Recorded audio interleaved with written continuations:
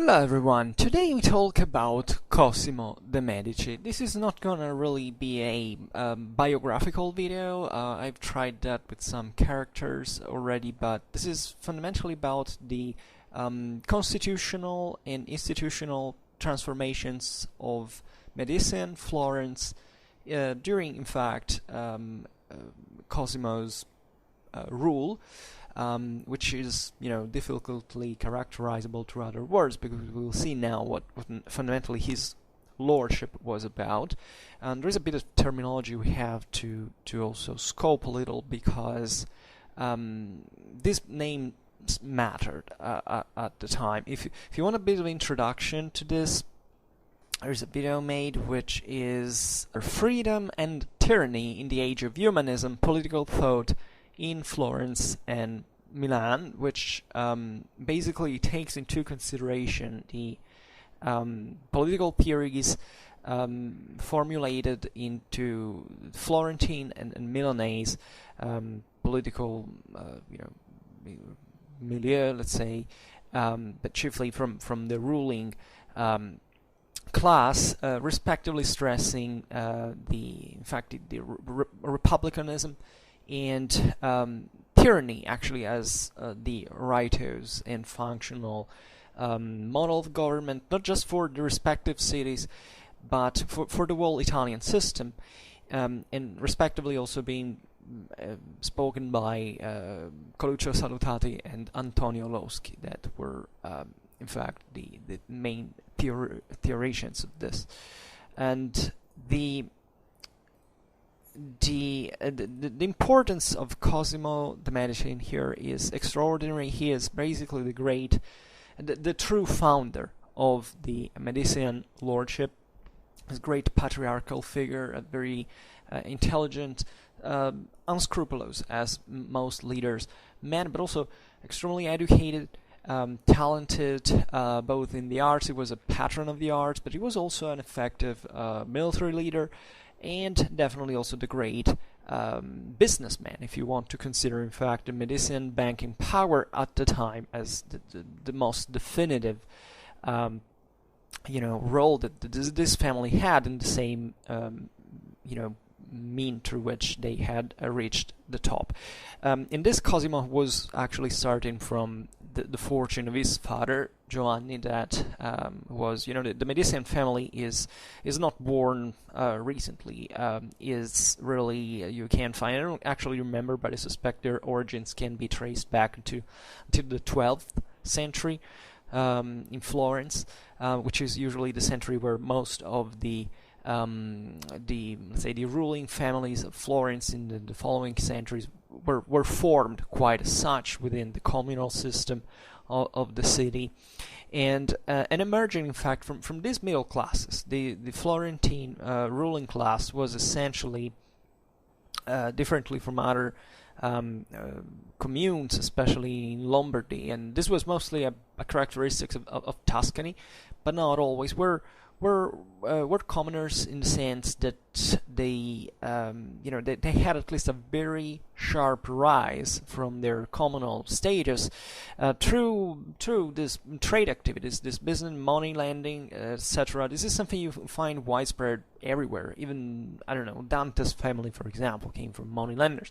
There was a lot of business in here. Florence, as you know, owes its great fortune as a city, because otherwise it wasn't even politically that influential or relevant in the mid-13th century, when basically the crusade waged against the Hohenstaufen in southern Italy, or at least against Manfred at that point, but also Coradin came eventually to claim back the throne, was financed for the Angevins by the Pope, but through Tuscan and mostly also Florentine merchants, moneylenders. Here, banking is basically developing at its let's say not really embryonal stages, but it's not quite reaching the sophisticated system that you find into the 15th century. But there is, especially in this Tuscan city, a generalized enrichment of a lot of commoners that form this pretty strong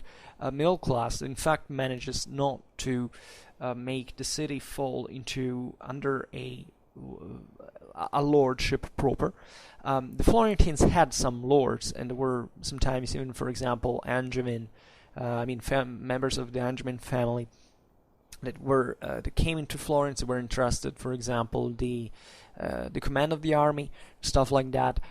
So that was the signory as it was intended, but in Florence, actually, the magnates, the big guys, the noblemen never quite reached to the top, and Florence transformed, therefore, into this sort of republic, in fact, that basically meant that that the power was shared by these democratic assemblies that were however, the oligarchs, the great merchants, and guildsmen were represented, right? So it's democracy in the sense that the people participates to it, but this people is freaking rich. Most of the whoever lives in Florence doesn't have a lot to say in political affairs, and especially in the 15th century, right? The great fortune in Florence is the 14th century.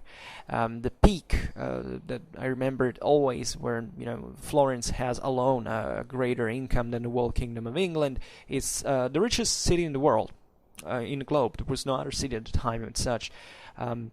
Enormous power, and basically it remains a bit like this: a city of bankers, fundamentally, that also had this very strong republican feeling that was actually a way to basically to portray their the fact that instead of being ruled by a monocrat like a lord, etc., they were actually ruled by the democratic assemblies point. But de facto it was still the aristocracy, and a hell of a aristocracy.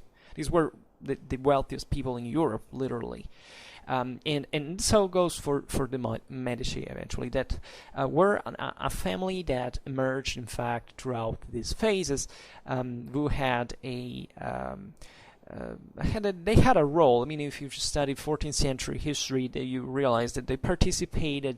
They were into turmoils and stuff like that. Some of them participated even to the Ciompi revolt in 1378. Basically, the revolt of the salaried workers against these oligarchs, etc. The Medici were essentially getting this stigma of being sort of from the side of the people, right? This is a popular government, it's not an elitary one, and however, what happens in the 15th century is that they gradually reach this enormous power that is mostly a financial power, and it's in a nutshell, however, and that through which they are able to take over in Florence, as we will see today, which is in a nutshell what also the same Florence in comparison was doing with the rest of Tuscany, really not waging necessarily, at least, military campaigns, but basically pressing the surrounding cities to simply obey the city.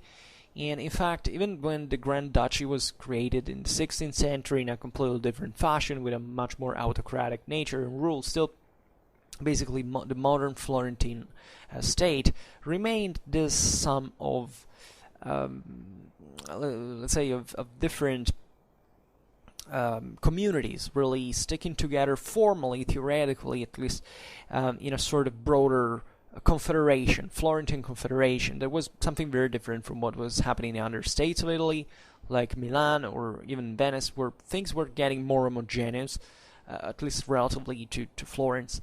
There was the tendency towards greater uniformation of local administration, something like that. Florence maintained this kind of confederacy and this legacy of liberty, theoretically. That is to even to influence probably some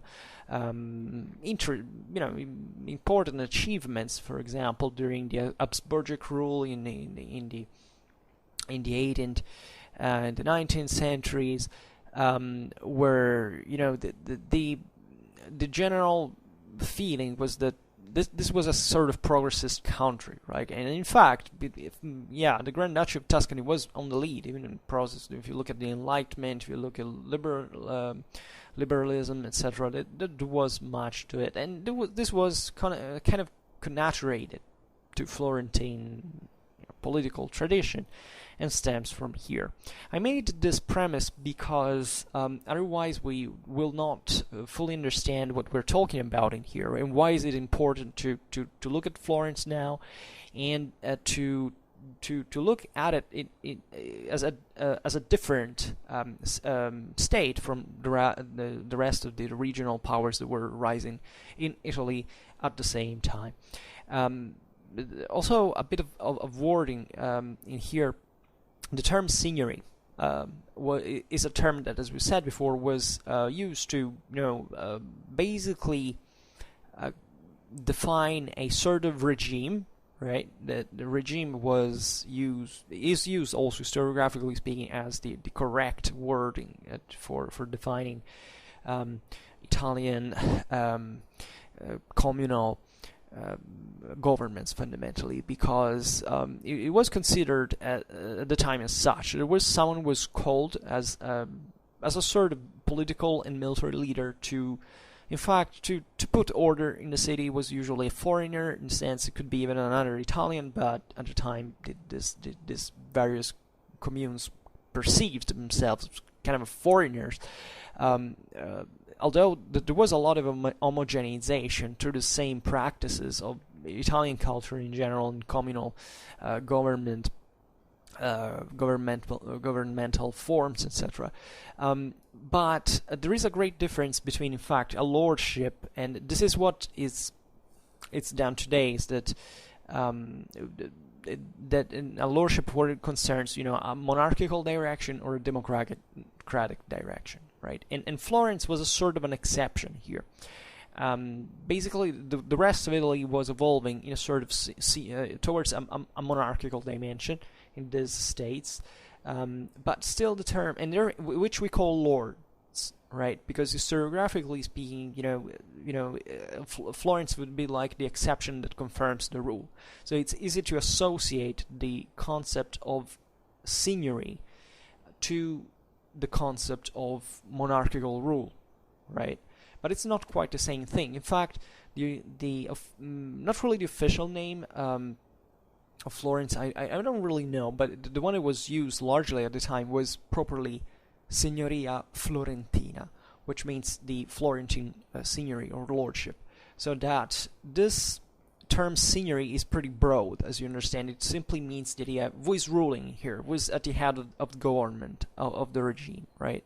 And there was someone who sometimes even held, literally, this signory as a political mandate that was meant to actually make the whole community dwell within its own customs and juridical customs of the commune, etc. So Florence was a city where this forms of government never overthrew the people, as it was meant as the rest, let's say, the majority of the population of the citizens proper, right?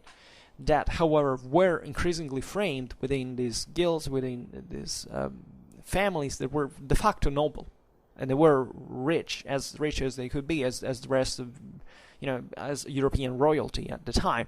So, and in fact, it's no surprise that the Medici themselves came to effectively marry, kings and etc. So that this was pretty normal. These people were freaking rich. Florence had at this time was relatively poor, let's say, than it had been during the 14th century, which means that actually it was still one of the richest cities out there, but in proportion of the circulating wealth in Europe, it wasn't so influential and powerful as it was in strict quantitative terms of money than it had been in 14th century. But what happens within Florence, and therefore also in the relations with Florence, with the other powers, is that within Florence there are families that are increasingly wealthier. So the Medici at this point basically become the richest Florentines that had ever existed. So that paradoxically, Florence in the 15th century is not so rich as it was in the 14th century, but the Florentine bankers, this individual family is wealthier than any other Florentine family that had existed before in absolute terms. So this explains to a certain degree why the Medici rose to power, because basically they simply absorbed the city. There wasn't properly even the need to conquer it. At this time, these cities in Italy were often held on the point of the sword by the lords, mercenaries, and whoever. There was this kind of very heavy deterrent. In Florence, this was not. For the Medici, this was not required, because, actually, towards the later phase, especially when Cosimo's decline, brought to a bit of the loosening to this grip, he used force. Obviously, the Medici had their own armed forces, and they controlled the city even through them. But generally speaking, the whole city was pro-Medici, and this is simply because they gave to work to the whole city. So that there was, as we will see now, no real, even concrete competition, aside from those other rival oligarchs that didn't quite like the idea that this unique family. There was relatively, was not even so important as they were, right? Because the Medici existed since quite a lot of time, as we said before, but they had remained fundamentally sort of be serious family, right? So at this point, they not just they reached the A level, but also surpass it, so that they come to encompass the whole city. So Cosimo is really the key figure in here, because he's the one that makes the Medici effectively establishing their power into Florence, right? So that, and I think this is interesting because naturally, if you take the figure of his grandson Lorenzo's, it's obviously the most famous, but let's say this was really the great, Cosimo was really the great found in many ways. It was known as Pater Patria in Florence, so that he was really considered as the founder of this greater tradition, as the Medici fundamentally would rule until the 18th century in Florence, and in the Grand Duchy of Tuscany that was centered into it. I wanted to say something else, but I don't really remember. Just a general consideration I was thinking about today when I knew that I would talk about this, about the fictionalization and dramatization of Medicean history. I wouldn't be surprised if many of the people who click on this video think that I'm just making a story of the ones that they have watched in television, or that the Medici have suffered enormously from this fictionalization and dramatization, a bit as like the Borgias, for example, this kind of Italian Renaissance made of light and darkness, and this kind of which was really like that, telling the truth, but that has assumed, especially in fiction, this drama character, like as if the rest of even of the rest of the Italian lordships, but any other power at the time, was kind of less interesting, and this family was so cool. Indeed, there are many reasons for this. Think about all the art that basically was developed thanks to the spin-off generated by the Medicean lordship. Some of the greatest artists in the history of Western civilization. They were patronized by the Medici, etc. But in general, these figures, what I'm perplexed by chiefly is that when the Medicean history is told, but just like the drama within the family, right, and this very this extreme focus on the individual person, but not really understanding how the system worked, like what's really beyond that, and how this government really functioned, or why it came to power. That is mostly what we're gonna look at today, nor the broader context. Right? It's just a name. It's like the Medici, the Borgias. It's like the same thing, same story, and I don't like that very much because, first of all, as probably you have realized, I'm not excessively fond of Renaissance history, for the simple reason that I've also, I also know less. I got interested into other parts, especially of the Middle Ages, and but also because there's been this overly excessive attention towards those. It's like, I don't know, the Templars. Okay, not Renaissance history, but it's like those very few things that you get constantly flashed by any kind of garbage documentary they send out there. The Templars, the Medici, the Borgias. That's all about that, and the rest does not exist. This video is meant really to be part of a series of other videos dedicated to, for example, the whole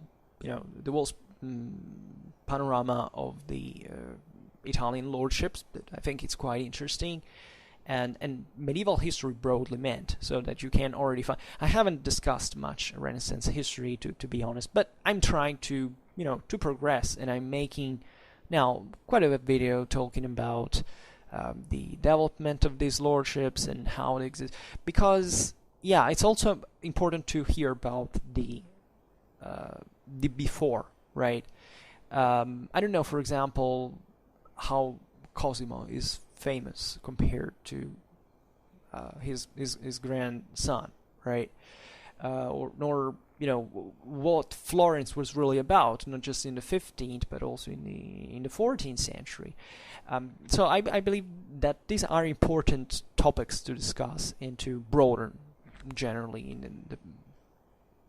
out there, whoever is interested, naturally. So as we were saying before, there was a sort of evolution in a statal, direction of the constitutional frame of the city of Florence, that makes it really peculiar in many ways compared to all the other lordships. And we've seen what this was really about, this democratic character.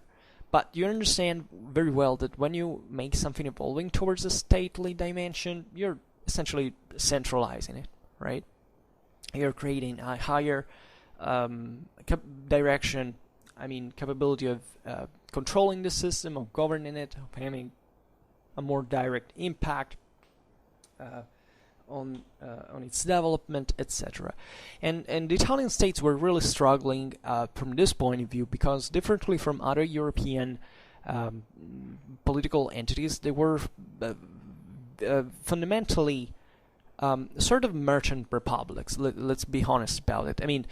Even if it's an approximation, and Florence or Venice seem to be mostly this kind of merchant republic, it's really how the whole Italian system had developed about. If anything, because it had started from a mono city system at the end of the day. All these lordships were based on cities. It was not like certain countries out there in Europe that were fundamentally developing, yes, maybe with a capital, but really trying to make a broader fort to control mostly the feudal system that of the whole country, etc. What was happening in Italy was at the local level paradoxically more centralized, because it was in fact the city expanding over others and controlling them, but at the same time not being able to go much far beyond the let's say the homogenization of this domain, this domination, and even to go beyond the strictly provincial or sometimes regional scale, right? And Florence was kind of one of the relatively more backwards countries in the lordships in this sense, because its democratic character had substantially impeded the construction of more centralized power. It's not surprising that the greatest progress in modernization, centralization, and uniformation was in Milan, that instead was the tyranny pro excellence, with the Visconti and now the Sforza lordship that had a very strong idea that the whole system had to be centralized, not just from Milan as a city that obviously remained the center, but also trying kind of uniforming the system to make it work all at once. Venice also was a kind of an hybrid. It still had, by a certain degree, this single individual relations with the various communities that she controlled, but at the same time she had also a very efficient and functional central government, a unity of direction. Genoa was just a set of guilds, basically. The Papal States, a sum of weird of cities, lordships, very heterogeneous. So everybody had kind of this character. In the case of Florence, it's interesting that the city was had reached, as we've seen, a certain degree of power since pretty early time, in the second half of the 13th century. Being the richest country, literally the richest city in the world, but not being able, and this is the weird thing, of extending its power even just only all over Tuscany, right? That it is not immense. I mean, it's a fairly big chunk even for domination of those times, but having this kind of bread-epic, movement. And the reason partly is that because as a merchant republic, Florence was fundamentally extremely tight-fisted. The republicanism had developed in this sense chiefly for preserving the assets of the various merchants. In this sense, were not interested in building a centralized government. Also because individually they would have been interested in ruling that, like the Medici would arrive to do. But at that point, in order to not to struggle with each other, they decided, okay, let's stay out of it and let's simply have our own trade, each one with our own branches and banks, etc., without harassing. So and there was also a lot of great civic pride relatively to the armed forces that were to be considered the old people of Florence, right? The idea that the citizen soldier, fundamentally, that never quite worked because the whole Italian military system was evolving towards an increased professionalization with the condotta system. And the urban militias had declined, and the same Florentine oligarchs had contributed partly to extinguish this.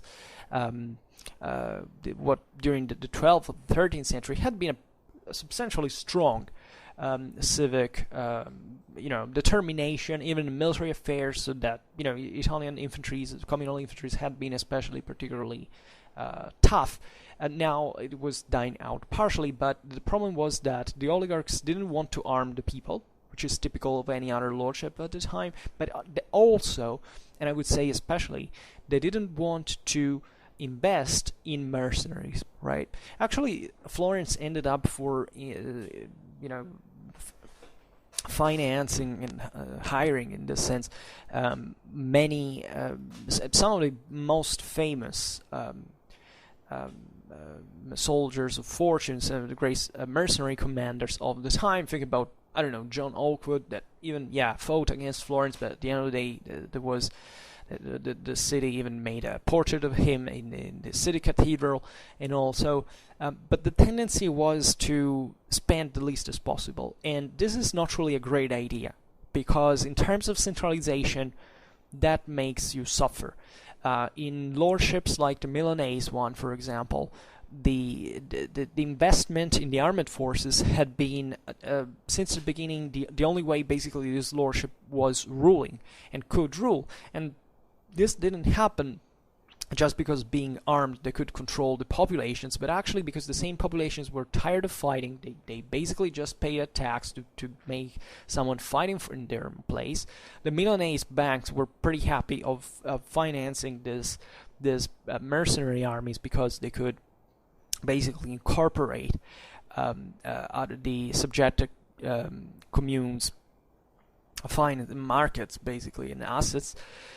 Florence was too democratic for this. They didn't conceive it as a viable option, and they thought they could proceed simply by progressively swallowing the whole Tuscany, city after city, simply with their economical wealth, which happened in most cases. Then, of course, Florence also conquered cities by arms, but it was something very rare, very occasional, and by vocation, by political vocation, Florence was not really about that.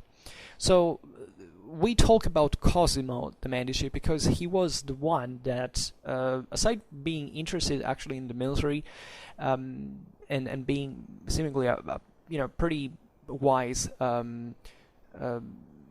businessman of war more than actual commander, but he had also pretty solid military intuition, and so in fact military expansion as a viable option was the one that was able to centralize, right, and to bring the city in fact under this single direction, under the guidance of his family.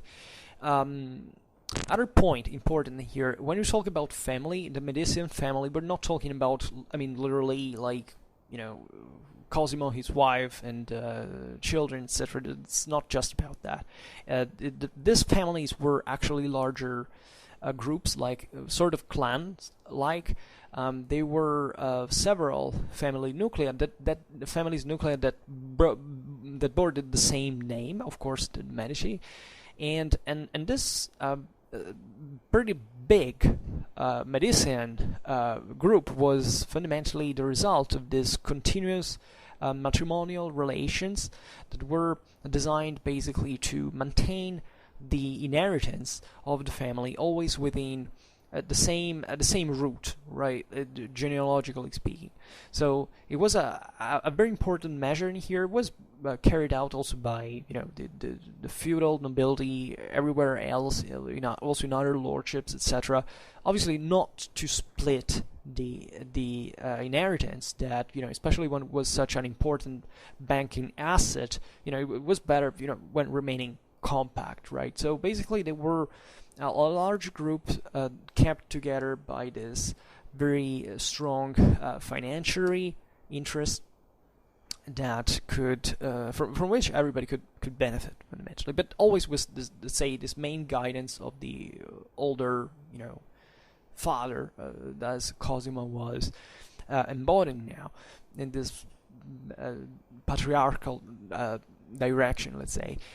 And what else I wanted to say? Something important that I forgot once again. However, that will come into mind. So this progressive centralization was bringing into let's say this matrimonial policies were bringing to this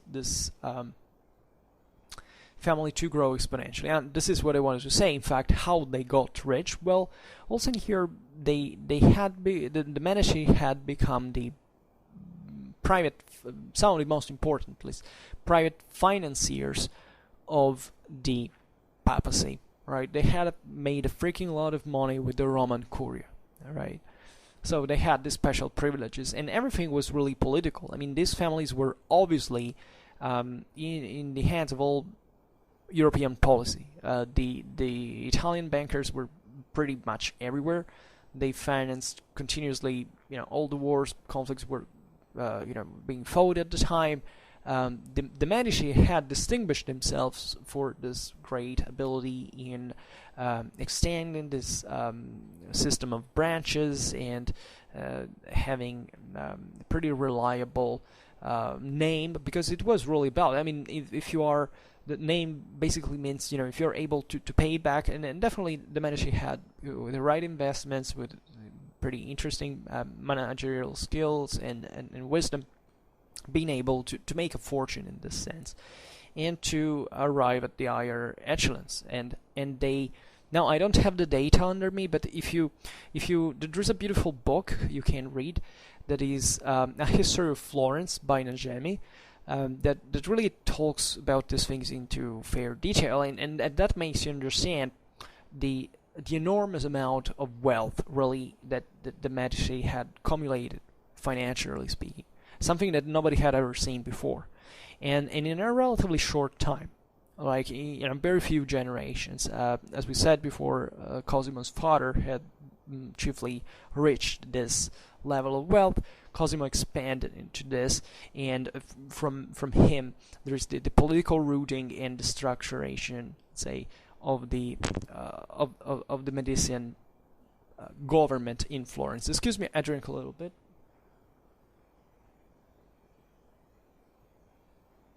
So the city of Florence at this point worked with this collegial magistracies, this various this system of guilds with several assemblies, etc., and this sort of democratic style of government, and naturally within this system there were certain families, including the Medici one, there were many that were kind of competing the one with each other. I mean, there was room for this, strife for the top, right? And the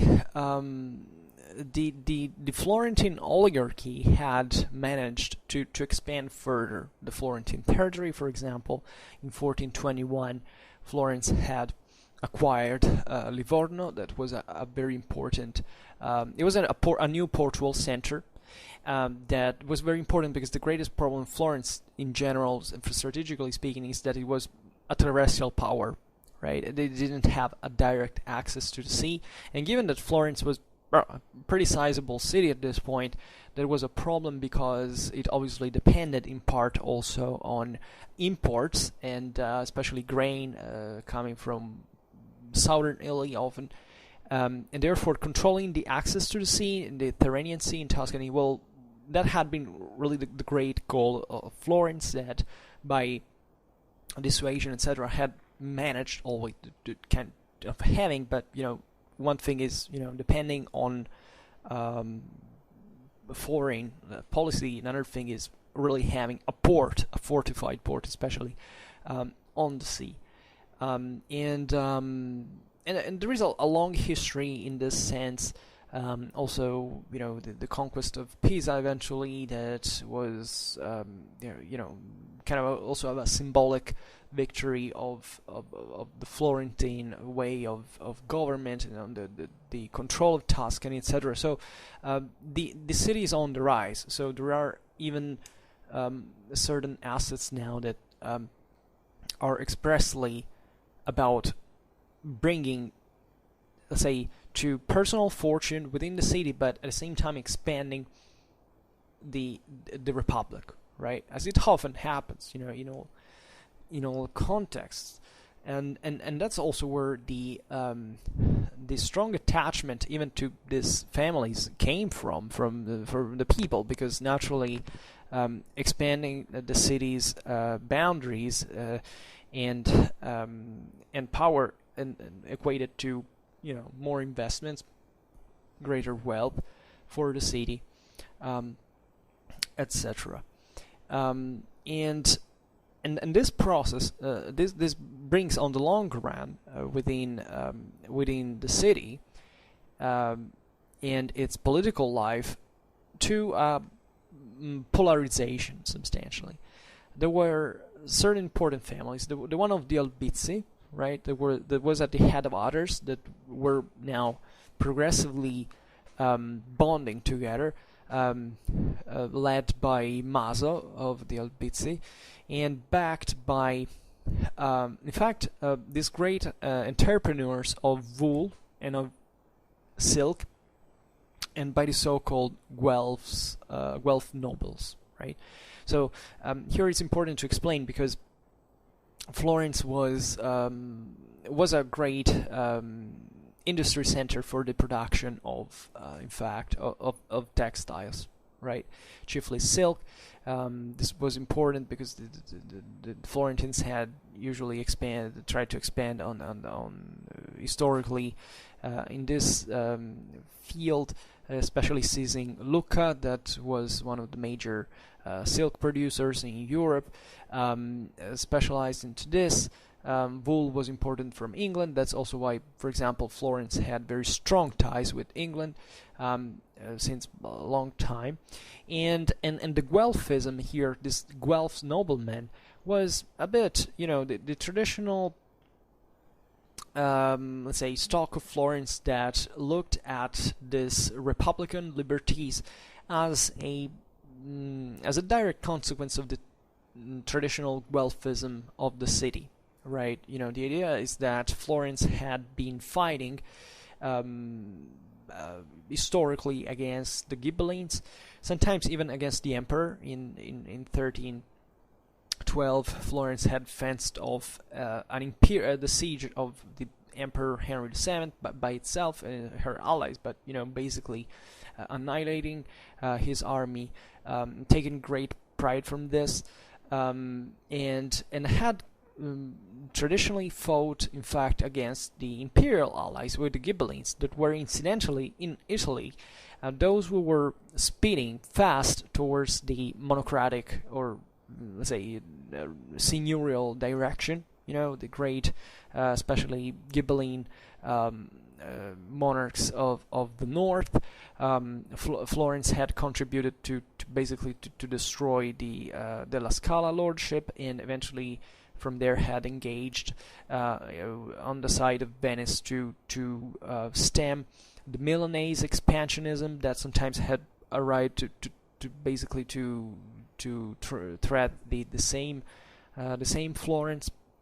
All right, and so there was this enormous pride from Florence to saying, okay, we all the pure good ones that think all about their freedoms, and that they have a democratic government. We don't have a tyrant like in other cities. We're so cool and prosperous. And there was naturally a lot of hypocrisy behind this, because they were essentially doing the same thing with other cities themselves. I mean, they were, even in form of republic, they were expanding de facto on the surrounding cities in Tuscany, and that were suffering of their their rule, in the Florentine rule, in this sense. So Cosimo had, so there was this bloc, led by the Albizzi with Maso and his son Rinaldo, and then from the other side the Medici, right, with Giovanni, that was the founder of the bank proper, that will become in fact in 15th century the most important in Europe, and Cosimo, his son. So there is this parallelism, and the Medici were evidently more ambitious newcomers that had kind of spotted more directly the opportunities that could rise from not really another, let's say, institutional form, but other directions of government, and even international, let's say different changes in foreign politics that this other factions didn't quite fancy. So in 1433, there was an unfavorable situation for the regime of the oligarchs, and this had stemmed from the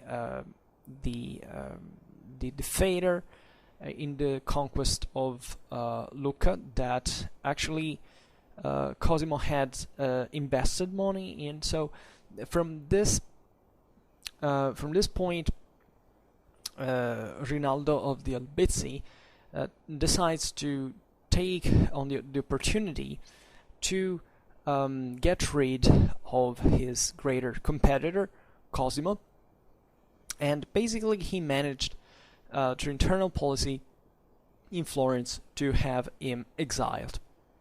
Now, this exile was apparently, when you were exiled from a city, that was not such an uncommon practice at the time. you really, your goods were confiscated, and you had to go live abroad, etc. Pretty harsh measures, right? But at this point, the Medici power was too widespread, even outside Florence, for this to bring to the fall of their their fortune, of their power. So first of all, the Medici were in exile, were hosted with great honor, great reverence by Venice, that had where the Medici had a branch of their bank, and that supported them strongly. And even the King of England, the King of France, and the Holy Roman Emperor opposed themselves to the decision of the Medician exile, and wanted to bring Cosimo back into Florence. So basically, because of all this pressure, that as you can imagine was now pretty international, in the sense that Florence is just it's very powerful, financially speaking, but this is in this sense thanks to the Medici, and for the rest it's just a B series power, let's say, not a C, definitely a B one into the system. But by the way, the Italian balance of powers at this time is extremely important for the whole Europe. Basically, all the sovereigns in Europe were looking at what the Italians were doing, because even just a little shift from, I don't know, Milan, Venice, Florence, the papacy, could mean that, I don't know, a huge thing. I mean, France could benefit from this, and Spain, to the Aragonese to be to be weakened, and vice versa, with reflections, I don't know, in Burgundy, in England, with Austria. So everybody was enormously concerned about which everything was happening there. And this thing gets so international that basically the Florence gets an enormous pressure to reaccept Cosimo, which happens the year after, in 1434, where Cosimo re-enters Florence, and basically for 30 years he would have maintained this very steady, solid dominion in the city, almost like a personal signory, right? Almost, because the Florentine political institutions would have never could have never been changed. I mean, changing them in a city like Florence would have equated to basically self-proclaim that you were a tyrant, right? So there was no need to doing that. These guys were freaking rich. There was no need to change the constitution of Florence. There was really it was enough just to take over, financially speaking, which by largely had already happened, because, by the way, the Albizzi had to acknowledge that during the Medici's exile, the same Florentine magistracies had been covered largely by pro Medici individuals. So this means that this meant that the people was substantially with Cosimo, and didn't quite like this oligarchic stand from these families. I mean, against the Medici, right? So this is from 1434. Really, the history of Italy changes a lot. It comes to influence a lot even the European one. So as we've just said, what really the Medici power was founded on wealth, right? It's this enormous wealth that was being accumulated, and around Cosimo gravitated basically all this based political clientele of the city, and also the international prestige that the family had, right? The majority of the Italian powers and foreign powers really held Cosimo in great respect and account, and they interacted with him heavily. And Cosimo, in the process, obviously got rid of his principal adversaries, and chiefly the Albizzi, and that were exiled in turn. And this won him, by the way, the popular consent, right? And which in turn simply created the control of the magistracies and of the councils in Florence, which happened, however, as you can imagine at the time, through the manipulation of the electoral mechanisms, the appointment to places of responsibility of his trustees, fundamentally. So this was perfectly normal. I mean, if you can't corrupt policy, and everybody's fine with that because they get paid, that's the oil that makes the whole machine work properly, and things were going pretty well, and Medici power would keep growing substantially for a very long time still. So at this point, what you have is that the executive is in Florence is for many years by being guided by Cosimo, right? And this never transformed itself into a real lordship. This person never became by law the Lord of Florence. It was against his interest, propagandistically speaking, and this was the greatness of the Medici in many ways, that they were able to control the city without needing to claim that, right? That's pretty, that tells you really what the greatest goal is. So there was, however, a process of progressive decline of Cosimo's power, especially towards the end of his life.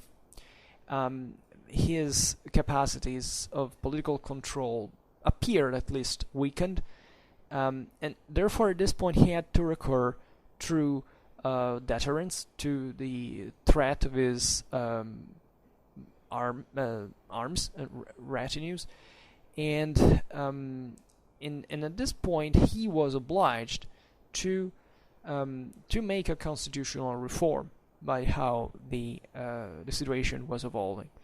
So naturally, as we were saying, the whole city was controlled, but there were still families that didn't quite accept this, especially among the oligarchs. That the Medici were targeted by several murder attempts and plots, etc.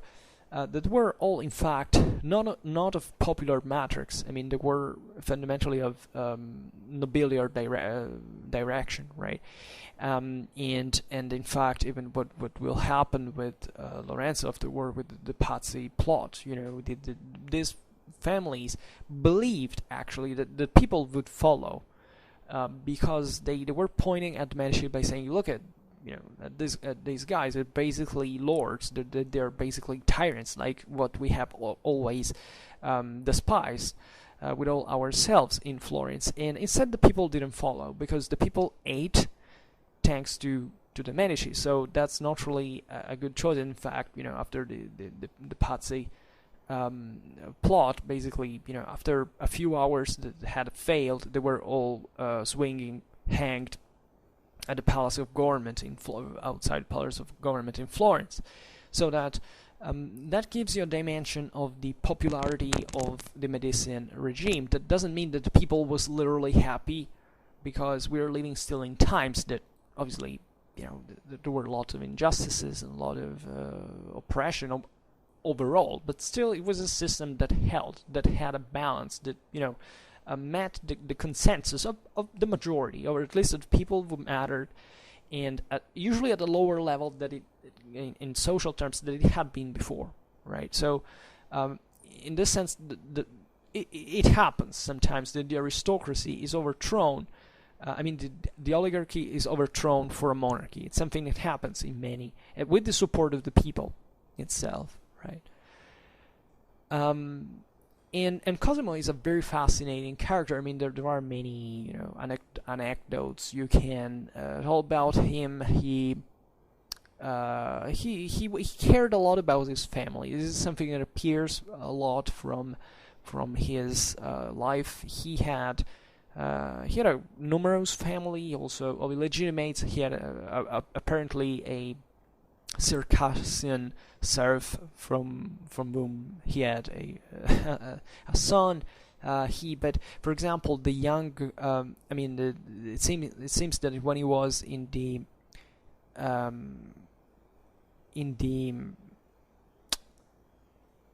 excuse me, I was thinking I had to conclude about the constitutional reform, but now I'll tell you the stories that when he was meeting with the various, certain representatives, ambassadors, other Florentines, and his young nephews would come by, like, Lorenzo and Giuliano, he would basically excuse the host and saying, okay, I have to play a little with my nephews, and he was extremely affectuous in this, and that was not just because he loved his family apparently, but it was also a very strong political slogan to say, look, that in here it's really me who decides what's going on, right? And I can't look after my nephews while you're waiting for me, right? That's a pretty strong political punch, metaphorical, but evidently his power was something you had to reckon and to fear in many ways. And relatively to the constitutional reform that I didn't explain, basically he instituted a new council of 100 members. That were not a lot. Normally the Florentine parliament was much larger, and the Florentine assemblies were not abolished at all. They did this council was theoretically just another one that, in this sense, could even just say, okay, we have even more assemblies now, so we are kind of even more democratic. But de facto, this assembly of the 100s came to practically substitute all the other traditional city assemblies that were at this point devoid of any importance.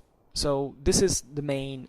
You understand, this is a constitutional reform, but it's not. It's, however, not really a complete overthrow of the Florentine tradition, right, of government. It's still theoretically, everything is still theoretically standing, but you can afford such a reform when you know that de facto those assemblies are already impotent in front of your power, right? So this is pretty meaningful in general, and this is really the interesting point, that the prestige of Florence at this point seems to overlap perfectly with the prestige of the Medici family.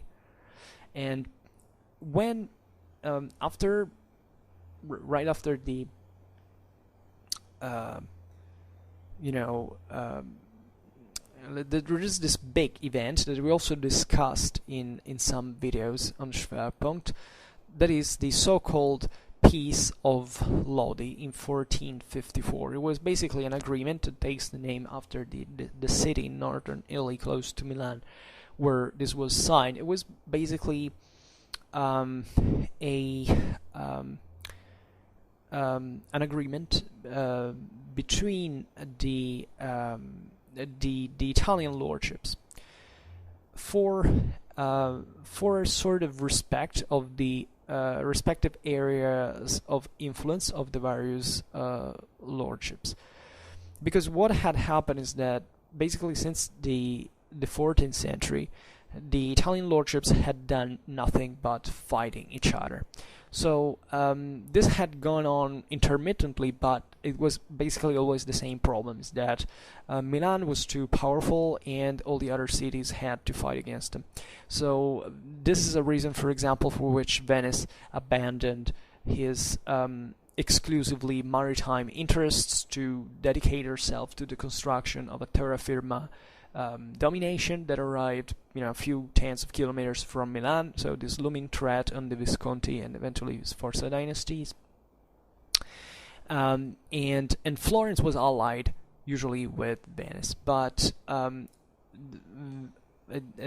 Cosimo had switched direction. So this traditional, never changing axis Florentine Venice against Milan was changed at the end by Cosimo, and who instead allied himself with the Sforza.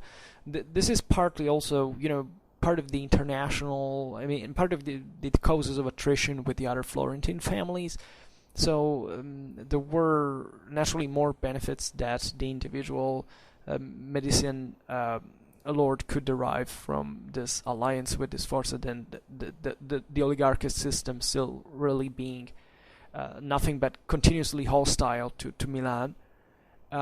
So this had in turn, however, triggered other wars, and by the mid 15th century, 1454, at a certain point, this Italian powers realized that it was useless, because none of them had the individual power to overthrow not much the other in itself, but the sum of the others, because you could even have the power to overthrow someone else, but all the others at that point would fear that you would become too powerful, so they counterbalanced you in this way.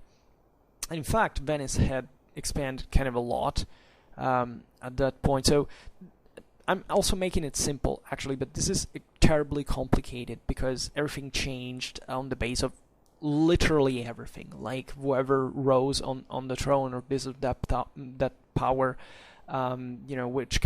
which pope was elected, what the situation, what was going on, and I don't know, in the Eastern Mediterranean with the Ottomans rising and all. So it's and we will hopefully get into the details sometimes. Just here, it's important to remember actually what the Peace of Lodi really represented, for not just for Italian history but for European history, because it basically brought to 40 years of balance that were broken in 1494, only 2 years after the death of Lorenzo, with the French invasion of Charles VIII of Italy.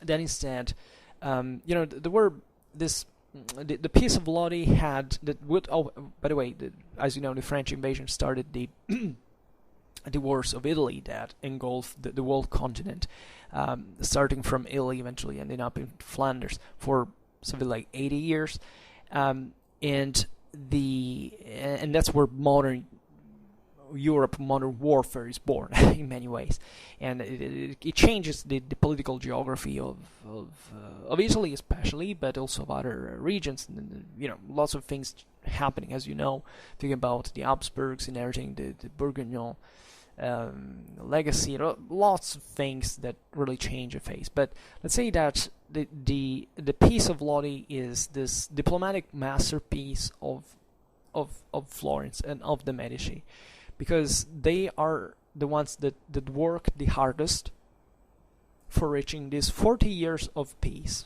right? They were not quite all of peace, really, but still fundamentally managing this states not to, to go full scale war against each other. There was a sort of paranoia level. There was a sort of Cold War in that point, because everybody was looking at literally every little castle that was held at the border, whether it changes side or not, and everything was done, as you can imagine, even with coups and plots and stuff. So sneaky ways that the Renaissance was really all about, in plots, assassinations, stuff like that, and there were lots of interests in this whole system, and there was also the realization that Italy now was growing kind of, it had to be cautious about what was going out there. 1454 is not really a date like another. The year before the 100 Years' War had finished, Constantinople had fallen, So the Italians saw themselves kind of pressed between the Ottoman Empire and Valois France. They feared what would have happened, because fundamentally that's how it was. At the end of the day, that the French would invade Italy. Italy was also harassed by the Ottomans. They had to, especially Venice, engulf itself into this secular wars against the Ottoman Empire, etc. So they realized that fighting each other was also probably not the best option. So they formed this so-called Italic League that was in theory, in fact, this let's say this freezing of the in fact of the political geography, but never quite reached to be a real league, like all the Italians really joining together, and because they were basically all against the other.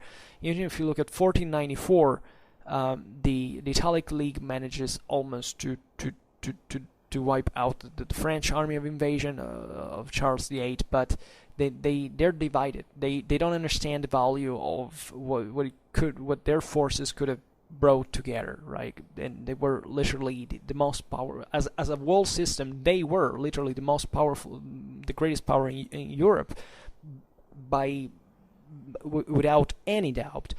Just look at numbers, sheer numbers, but they didn't have at all this sense of community, for which, as it's observable from the wars of Italy very clearly, they were all thinking about preserving their own individuality, their own individual freedom, even at the expenses of other Italian powers, and bringing foreign entities into the peninsula, and de facto losing overall the part of their options, right, and of freedom.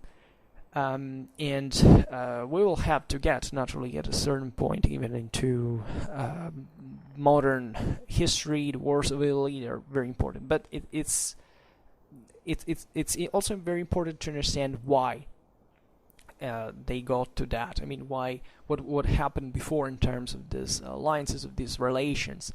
And there will be a lot to tell about this, even about the lack of a centralized monarchy, that basically there was no monarchy at all in there, and this the cultural, the political limits of, in fact, of merchant republics that could even field very powerful armies and have the control of the sea, etc., but altogether conceive themselves still as the local business, right, and not as something politically or civically more unitary. And that's why the future is countries like France, that is literally the most united thing that existed at the time, like Spain, that even if it was less cohesive, but at least all together, with the dynastic unification of Castile and Aragon, became one of the greatest powers out there.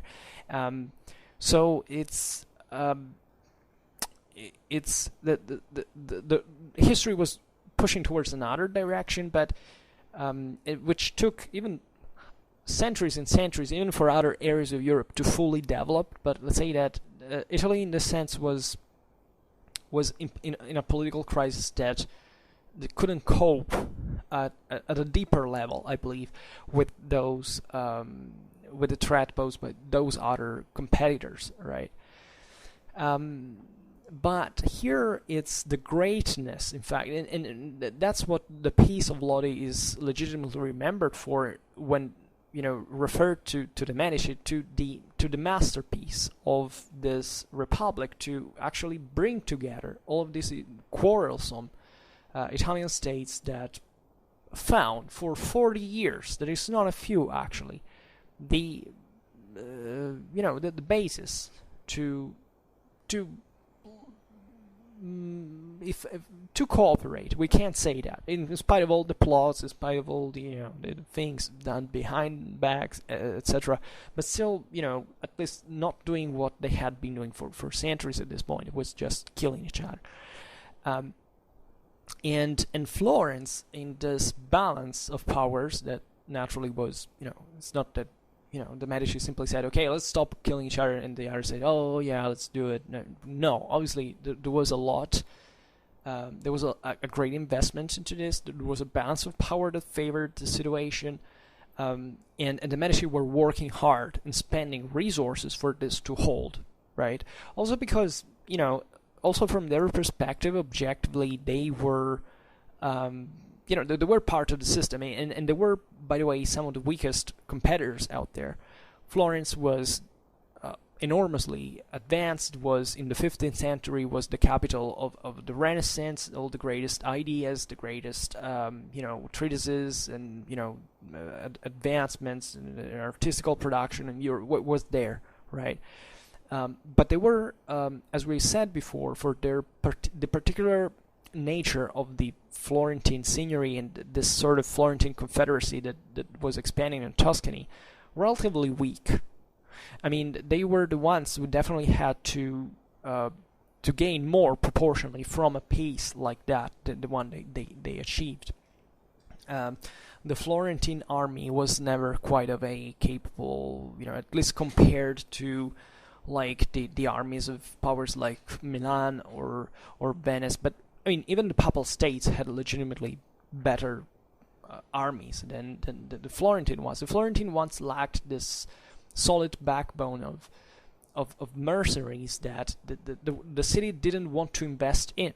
Of course, they had mercenaries, but they were relatively few, and the whole political system was not, as a whole, was not investing in the military in the first place.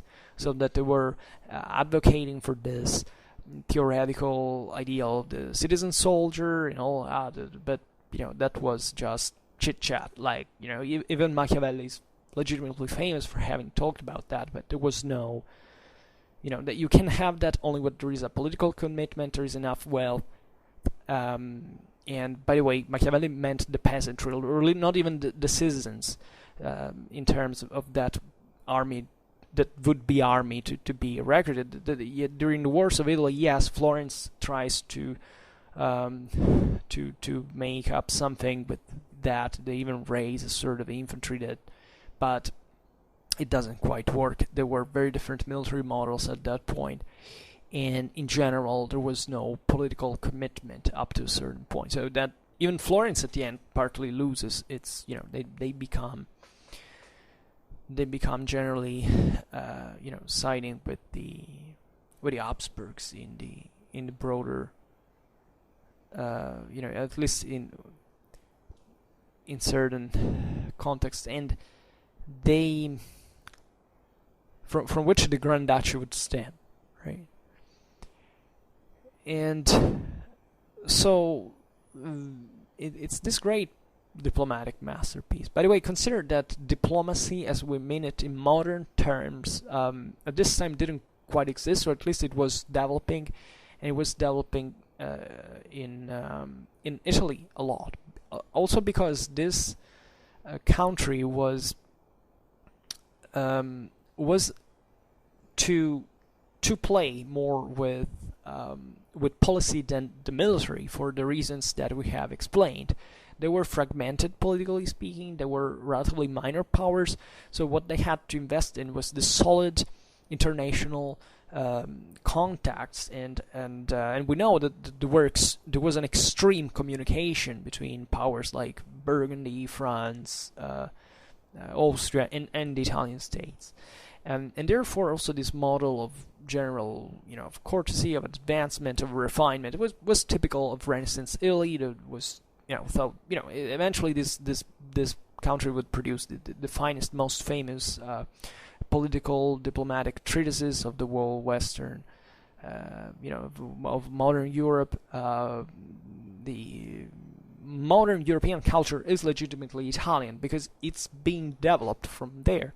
So it's it definitely draws a lot from the Medician activities as well, right? And political theory, speculation, etc. There was experience in there. Sometimes in a very there was naturally a practical side of the story, but sometimes there were even certain political theories that were naturally detached from the reality of policy, that were, in this sense, very important speculative ideas for the time. I mean, Florence was the one with Coluccio Salutati at the end of the 14th century that had expressed a revolutionary concept that, however, nobody followed at the time because it was, impresentable. Let's say for the reality of the Middle Ages, that that Florence was so free, or at least this was implied, that it was Florence fundamentally that could even rule by itself, rule the city by itself, without even imperial authority involved, right? But that was kind of the one of the most extremist thoughts that were ever expressed. But it's not a case that this was explored as a concept, at least in that specific context. So Cosimo's foreign policy was decisive to orient the relation of Italian states towards the system of the balance of powers, right? Sometimes people believe that this was kind of, when you read the Peace of Lodi, the Italic League, and all that, it was an all-Italian thing, but it's not really true. I mean, in terms of the balance of this system, the foreign powers were fundamental, right? So it was a system that drew heavily also from the international balance and relations, so that every Italian power didn't quite consider itself as a sort of in a shell inside of which it was Italy, outside was the rest of the world. No, it was still something very concretely and pragmatically oriented to really catch in a wide net, all the best opportunities that could preserve the single power's liberty at the end of the day. And as we've said before, it was at the end of the day badly played, because they didn't went further instead to conceive a more solid union. And it's not a surprising fact that this balance of power actually died with Lorenzo de Medici in 1492. That's also kind of a symbolic date because of the discovery of America. But it's still, let's say that with that phase of Medici history, partly the Middle Ages finished and the modern age began, with the notable exception that it's not because an old model died out, but paradoxically because this phase had produced what it was needed ideologically and practically for the modern age. The modern age is born in Florence, right?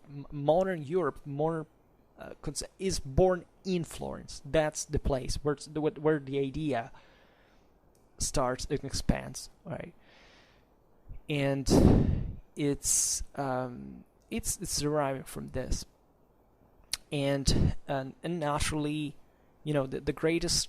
Usually, when we talk about the Peace of Lodi, people associate that mostly with Lorenzo de Medici, because he was the one that eventually lived the most into the system, and if anything for anaggraphic data, but the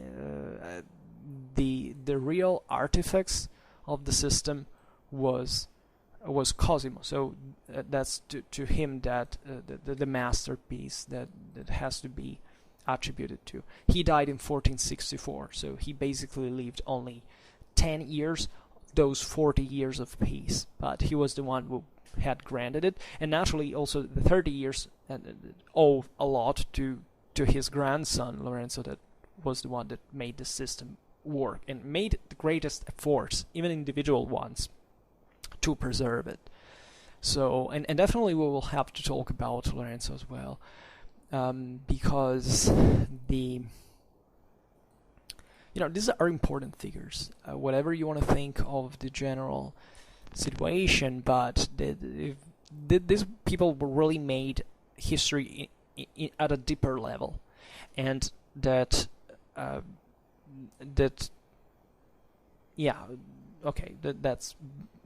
perhaps the best line I can end with.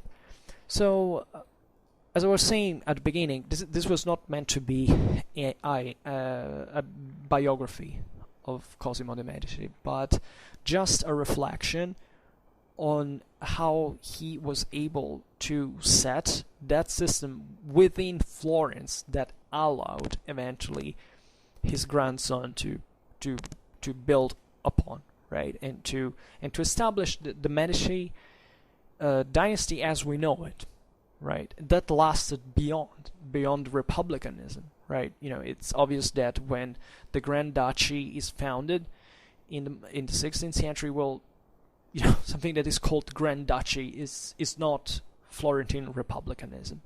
And that's also how, it's interesting because you can see that paradoxically modern, it's as if the modern institution drew itself from an older model than what the medieval institution of Florence really was about, because Florence in Middle Ages was a republic.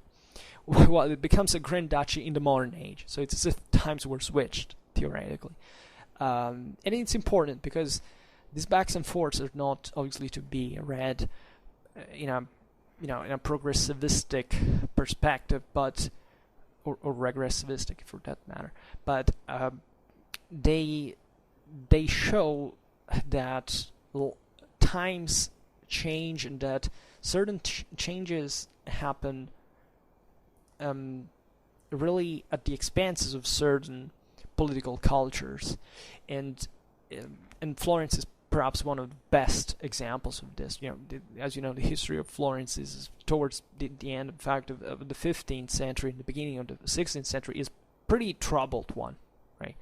Not that other places in the world were less troubled in general, but this first phase of the first half, let's say, of the 15th century, generally speaking, the full 15th century was very stable. It was really the golden age of Florence. This was the capital of the Renaissance, right? Then in the 16th it would be Rome becoming really the capital of the Renaissance, but and not by chance in this sense. And the capital of the Renaissance, where you had figures like, in fact, Leo X or Clemens VII, that were respectively the sons of Lorenzo de Medici and Giuliano de Medici, so that you realize that this Medicean legacy lives on even within the papacy, even in Renaissance Rome, the great center of Christianity and modern and Renaissance Europe. That is Rome.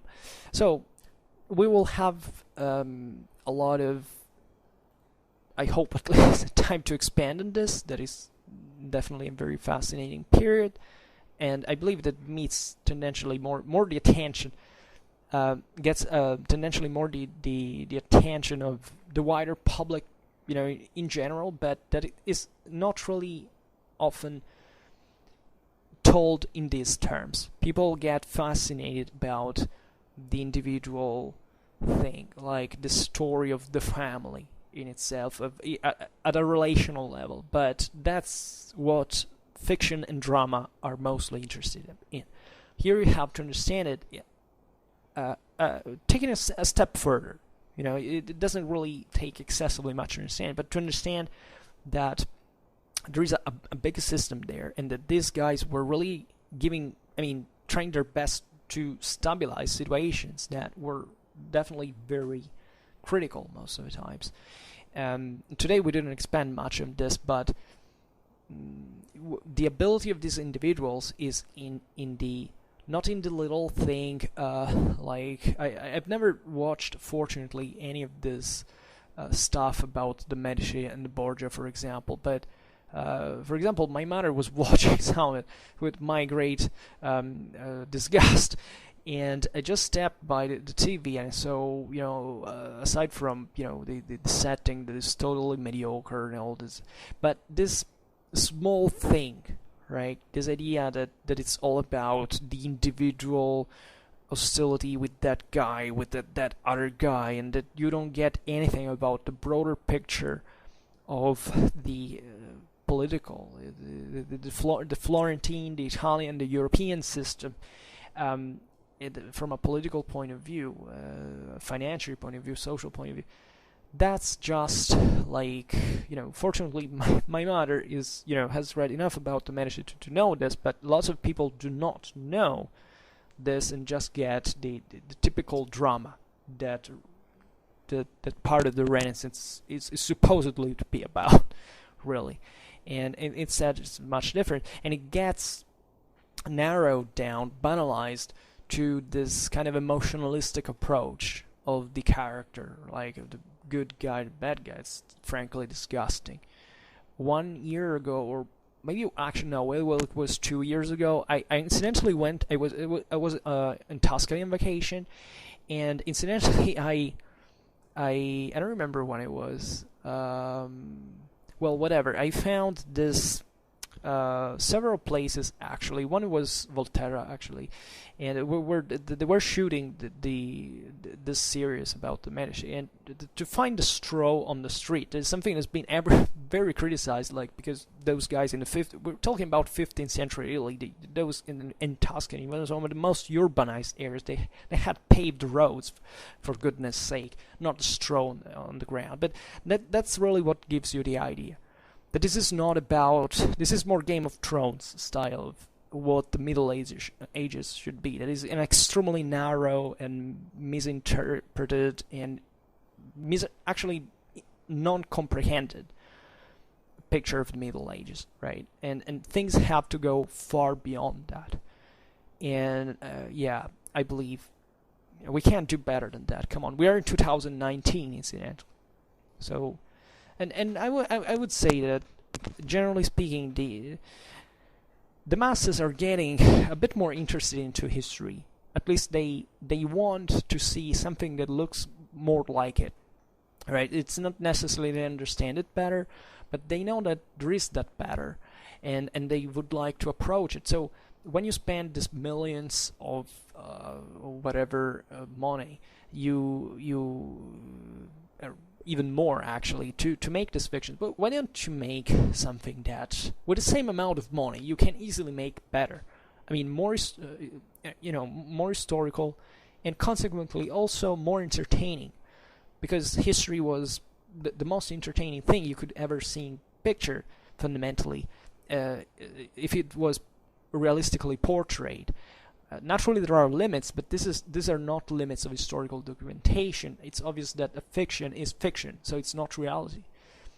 Nobody can represent history accurately, but this is beyond. This is not even trying to get something more accurate. This is just telling, following the narrative of cliches and of theoretical fantasy or impressions that, by the way, are soaked with an incredible amount of misconceptions and prejudices that I don't really understand how, hire an historian consulate, hire someone who studied the Medici dynasty, do something about that. It's going to be easier. It's going to be, you don't have to spend a lot, and you can sensibly improve the whole thing and to make even more money. But I get the impression now that fiction is done at every level with the idea that if you invest in this cliche, you at least know that a certain amount of money is granted, and you content yourself with that, and there is no artistical improvement in the process. So, well, whatever. Now I'm getting really out of of topic. So I finish here, and so I just hope that you enjoyed this video. If you did, please share it. Otherwise, leave a like or subscribe to my channel if you're interested in my upcoming contents. And for now, I thank you heartily for listening to me. I wish you a nice time, and see you next time. Bye.